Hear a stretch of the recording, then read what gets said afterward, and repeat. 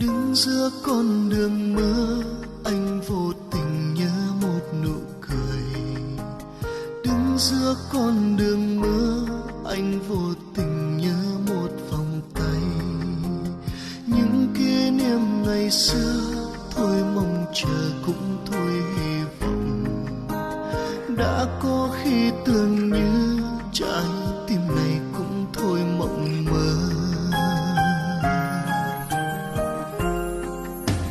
Nhưng rồi anh tìm thấy những kỷ niệm từ khi gặp em. Nhưng rồi anh tìm thấy những nụ cười cho anh niềm vui. Tạm biệt nhé những nỗi đau ơi, tạm biệt nhé nỗi nhớ một thời. Vì có em anh chỉ cần một vòng tay ôm lấy anh, để ngày mai anh biết yêu hơn. Niềm hạnh phúc mãi đến dìu em.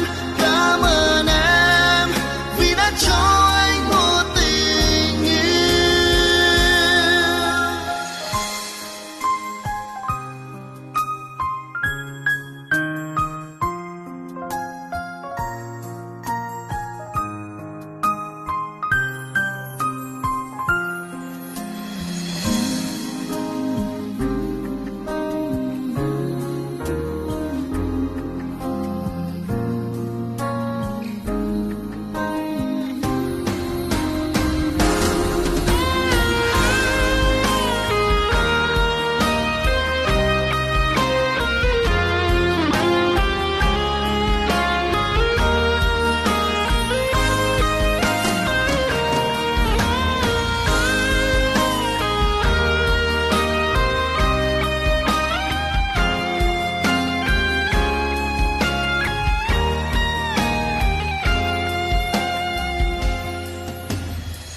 Giữa con đường mơ, anh vô tình nhớ một nụ cười.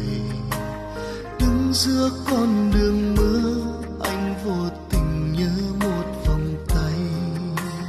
Những kỷ niệm ngày xưa thôi mong chờ cũng thôi hy vọng. Đã có khi tưởng như trái tim này cũng thôi mộng mơ.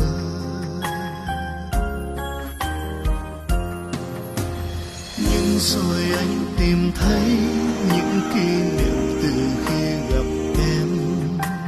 Nhưng rồi anh tìm thấy những nụ cười cho anh niềm vui. Tạm biệt nhé những nỗi đau ơi, tạm biệt nhé nỗi nhớ một thời.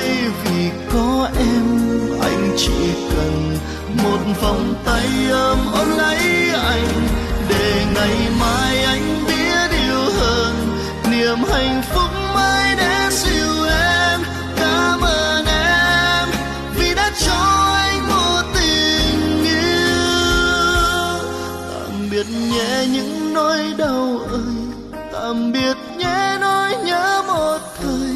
Vì có em anh chỉ cần một vòng tay ôm lấy anh, để ngày mai anh